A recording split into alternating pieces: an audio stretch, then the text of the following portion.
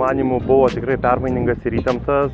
Realiai seniai jau tokių įtemptų varžybų nežaidžiau. Robertas tikrai stiprus priešininkas, labai stabiliai žaidė ir tikrai man reikėjo daug tiek valios pastangų, tiek kantrybės, tiek ir strategiškai sužaist vietom gerai, kad tikrai pasiekta pirmą vietą. Labai džiaugiuosi, kad turnyras praėjo sklandžiai ir vėl po daug metų grįžau į pirmos vietos pakylos laiptelį. Žmona, kadangi irgi pirmą vietą laimėjo tarp moterų, tai šeimoje būtų pirmas vietas laimėję, tai tikrai esam laimingi, patenkinti, nes to ilgai siekėme iš tikrųjų.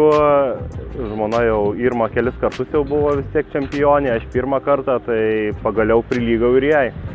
Laimėti visada yra sunku, bet kokias varžybas, kadangi daugiausia kovoji pats prieš save ir tik po to prieš priešininkus.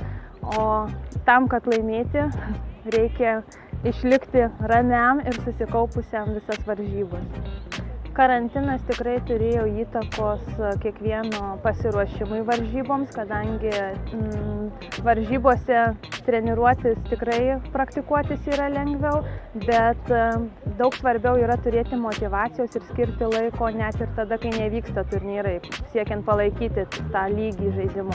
Labai laukiu, kada baigsis karantino apribojimai ir galėsime keliauti į tarptautinius užsienio turnyrus, kadangi treniruojamės ir skiriam laiko būtent tam, kad pasiruoštume Europos ir pasaulio čempionatams, o tarptautiniai turnyrai tą padeda.